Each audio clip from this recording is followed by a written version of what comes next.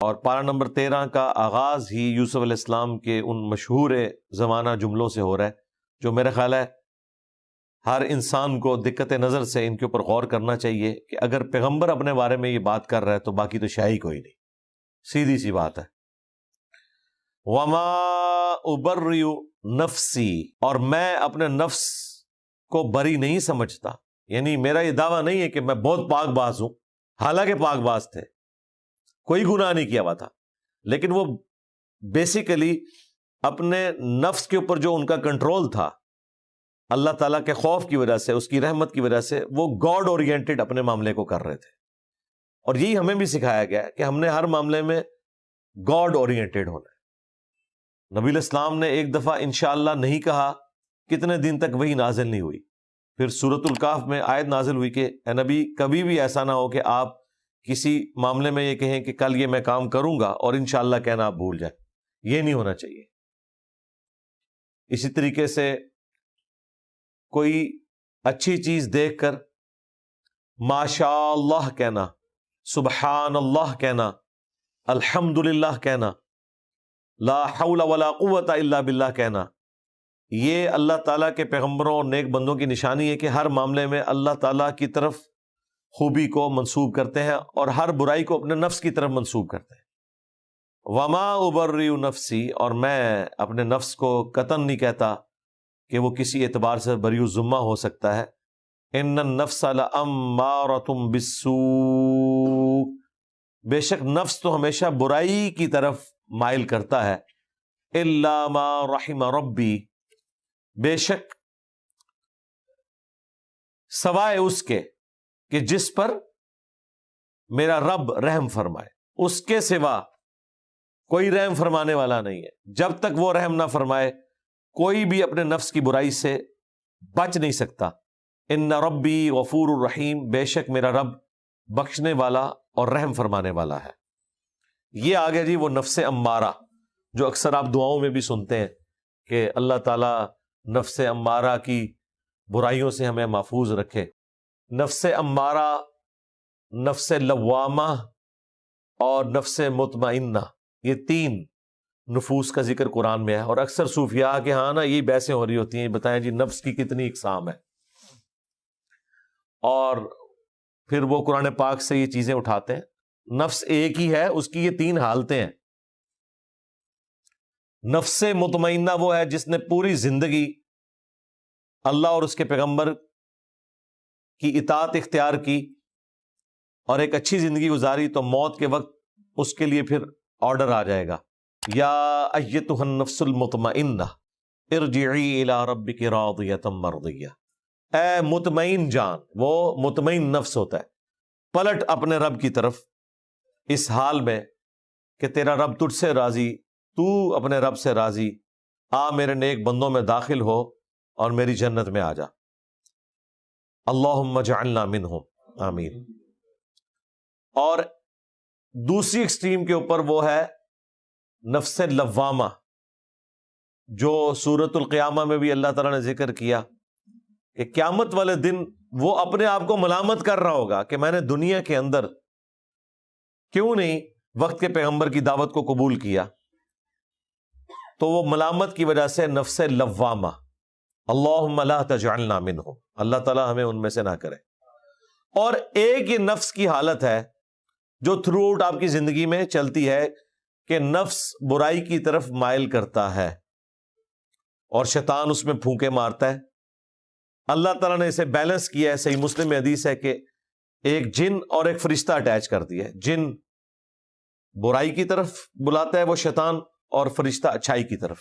ایک صحابی نے جرت کر کے پوچھا یا رسول اللہ آپ کے ساتھ بھی؟ آپ نے فرمایا ہاں میرے ساتھ بھی ہے، لیکن اللہ تعالیٰ نے اسے مطیع کر دیا، تو میرے ساتھ جو اٹیچ شیطان تھا، جن تھا، وہ مطیع ہو گیا، یعنی مسلمان ہو گیا، وہ مجھے اچائی کی طرف ہی بلاتا ہے۔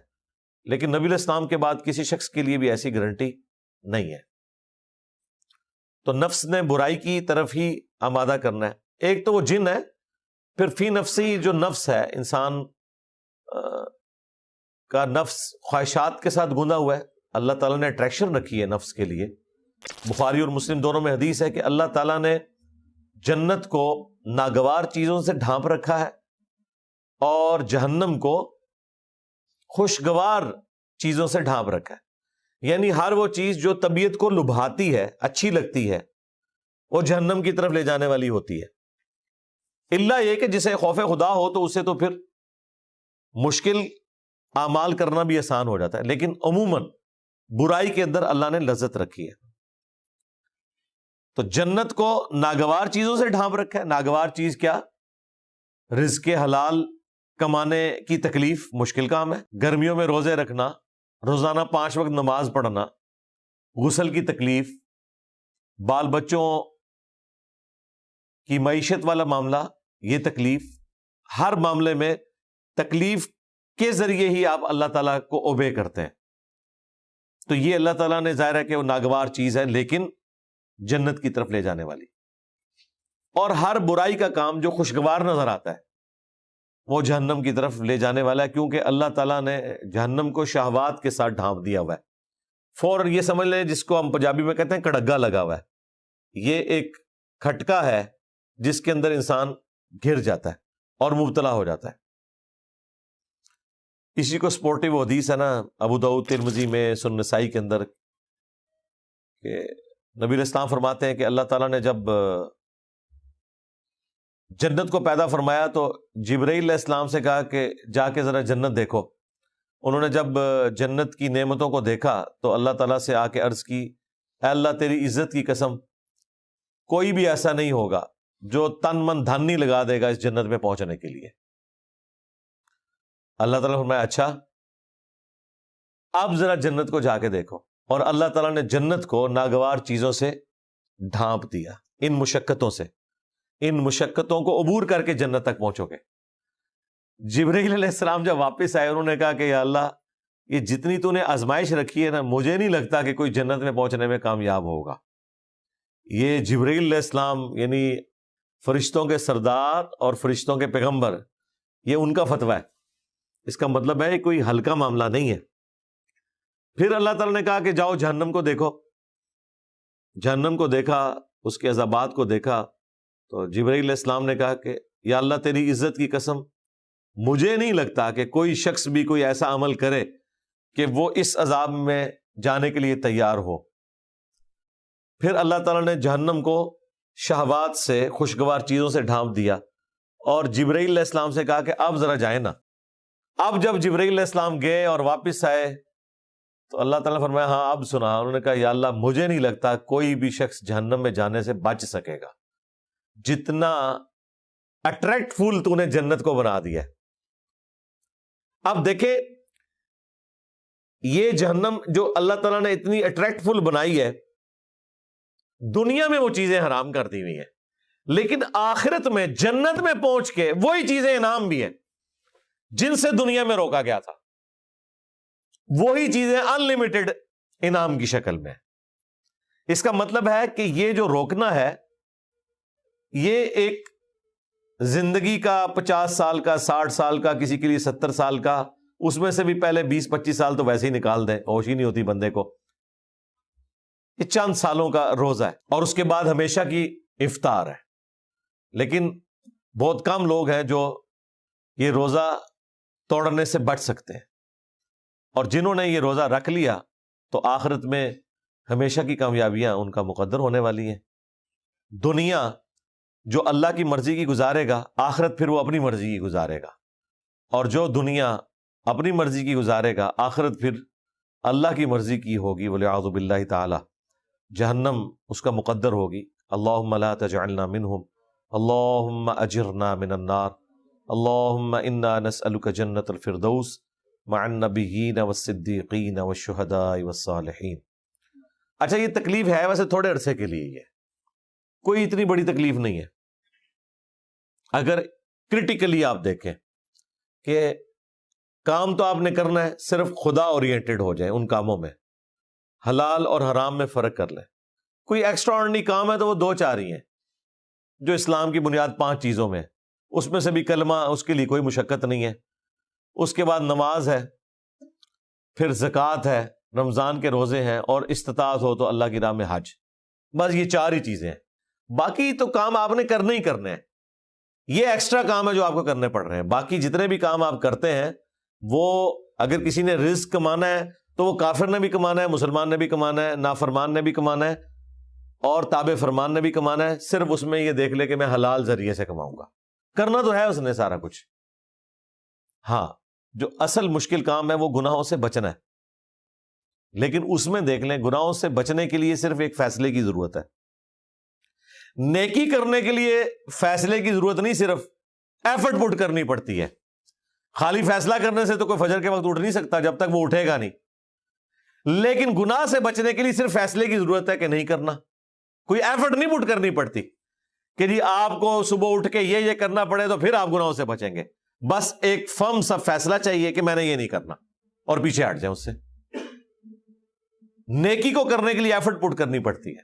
ہاں, گناہ سے بچنے کے لیے انٹلیکچوئل ایفرٹ ہے, وہ ایک فیصلہ آپ نے کرنا ہے. اس فیصلہ کرنے کے بعد اللہ تعالیٰ کی مدد ہے آپ کے ساتھ انشاءاللہ تعالیٰ, اگر کوشش کریں گے. باقی ظاہر ہے کہ تکلیف تو ہے. صحیح مسلم میں حدیث ہے کہ دنیا مومن کے لیے قید خانہ ہے اور کافر کے لیے جنت ہے. تو ظاہر ہے کہ جنت اسی لیے ہے کہ اس کے لیے کوئی پابندی نہیں, اپنی مرضی کی زندگی گزار سکتا ہے. تو جب اللہ نے خود مانا ہوا ہے کہ یہ قید خانہ ہے, تو قید خانے میں تو پھر آپ کو اتنا کچھ ہی ملے گا جتنا ایک جیل کے اندر دیا جاتا ہے. جب رہائی ہوگی تو پھر انشاءاللہ تعالی ہمیشہ کی نعمتیں مقدر ہوں گی, اور ایسی نعمتیں ہوں گی کہ یہ قید خانہ انسان بھول جائے گا. صحیح مسلم میں حدیث ہے کہ قیامت والے دن اللہ تعالیٰ ایک مفلس شخص کو بلائے گا اور فرشتوں سے کہے گا کہ ذرا اسے جنت کا ایک پھیرا لگواؤ نا. وہ شخص جس نے دنیا بڑی مشکل میں کاٹی ہوگی, غربت کے اندر, حلال اور حرام کی تمیز کر کے, ڈر ڈر کے, جنت کا ایک پھیرا جب لگے گا نا تو اللہ تعالیٰ اس سے پوچھے گا بھئی دنیا میں کوئی تکلیف تو نے دیکھی؟ وہ کہے گا اللہ تیری عزت کی قسم میں نے دنیا میں کوئی تکلیف نہیں دیکھی. وہ ایک پھیرا سب کچھ کافور کر دے گا. اور دنیا میں بھی ایسا ہوتا ہے, جو لوگ محنت کرتے ہیں ان کی اگر کالج میں یونیورسٹی میں پوزیشن آ جاتی ہے یا اچھی جاب مل جاتی ہے تو انہیں وہ پھر اپنی وہ تکلیف یاد نہیں رہتی ہے جو انہوں نے تکلیف اٹھائی ہوتی ہے تعلیم کے دوران. پھر اللہ تعالیٰ ایک خوشحال شخص کو بلائے گا جس نے دنیا میں بڑی عیاشی کی تھی, اور فرشتوں سے کہے گا ذرا ایک پھیرا لگواؤ نا, ایک سٹارٹر کے طور پہ پھیرا اس کو لگواؤ جہنم کا, جنت کا نہیں جہنم کا. جب وہ جہنم کا پھیرا لگا کے آئے گا دوزخ کا, اللہ تعالیٰ کہے گا بھائی کوئی دنیا میں کوئی خوشحالی تو نے دیکھی؟ وہ کہے گا تیری عزت کی قسم میں نے دنیا میں کوئی خوشحالی نہیں دیکھی. وہ جو خوشحالی اس نے دیکھی ہوئی تھی وہ بھی اس کو بھول جائے گی اس غم کے سبب کہ اچھا یہ میرا انجام ہونے والا تھا. تو یہ بڑا ایک کریٹیکل ایشو ہے. اس حوالے سے یوسف علیہ السلام کے یہ الفاظ کہ بے شک نفس تو برائی کی طرف آمادہ کرتا ہے سوائے اس کے کہ جس پہ میرا رب رحم کرے, اور بے شک میرا رب بخشنے والا مہربان ہے. تو ہمیں اللہ تعالیٰ سے دعا کرتے رہنا چاہیے. جو میں نے پچھلی دفعہ بھی عرض کیا تھا, المستدرک للحاکم میں صحیح سند سے یہ حدیث موجود ہے. سیدہ فاطمہ سلام اللہ علیہا سے نبی صلی اللہ علیہ وآلہ وسلم نے فرمایا کہ اے میری بیٹی مجھ سے لے لے یہ تحفہ, اور آپ نے خود یہ تحفہ دیا کہ صبح و شام ایک ایک دفعہ پڑھ لیا کر, یا حی یا قیوم برحمتک استغیث اصلح لی شأنی کلہ ولا تکلنی الی نفسی طرفۃ عین. اے خود سے زندہ, ہر چیز کو تھامنے والے, ہر چیز کو قائم رکھنے والے, اصلح لی شأنی کلہ, میرے تمام جو معاملات ہیں کام ہیں ان کی اصلاح فرما دے. ولا تکلنی الی نفسی طرفۃ عین, اور مجھے پلک جھپکنے کے برابر بھی میرے نفس کے سپرد نہ کرنا, تو نہیں مجھے سنبھالنا ہے. اور یہی دوسرے انداز میں لا حول ولا قوت الا باللہ, جو بخاری مسلم میں آیا کہ یہ جنت کے خزانوں میں سے ایک خزانہ ہے کہ نہیں ہے طاقت نیکیاں کرنے کی اور نہ ہمت ہے گناہوں سے بچنے کی مگر اس کی توفیق سے. یہ حرز جاں بنا لے, اپنے آپ کو خدا کے سپرد کرے. تو نفس نے برائی کی طرف یہ آمادہ کرنا ہے, اس لیے کہ نفس کے اندر اٹریکشن ان چیزوں کی رکھ دی گئی ہے. البتہ اسے اوور کم کرنا ہے آپ نے, تو اس کے لیے وحی کی تعلیمات ہیں, اور اندر سے جو اچھائی کی آواز آتی ہے اور اندر گواہی دیتا ہے کہ یہ کام غلط ہے مجھے نہیں کرنا, وہ فرشتہ ہے جو آپ کو تھپکی دے رہا ہوتا ہے. اللہ تعالیٰ نے فَأَلْهَمَهَا فُجُورَهَا وَتَقْوَاهَا, برائی کا مادہ بھی ودیت کر دیا ہے اور اچھائی کا بھی، یعنی برائی کی طرف اٹریکشن والا معاملہ اور برائی کرنے کی طاقت بھی دے دی ہوئی ہے، لیکن ساتھ ہی اچھائی کے حوالے سے بھی انسان کی انسٹنکٹ میں ڈال دیا ہے، وہ اچھائی اسے بتاتی ہے کہ یہ برائی کا کام ہے، تم نے اس سے بچنا ہے، لیکن ظاہر ہے کہ بچے گا وہی جو کوشش کرے گا۔ اللہ تعالیٰ نے اپنے پیغمبروں کے ذریعے، کتابوں کے ذریعے حق کا حق ہونا اور باطل کا باطل ہونا بتا دیا۔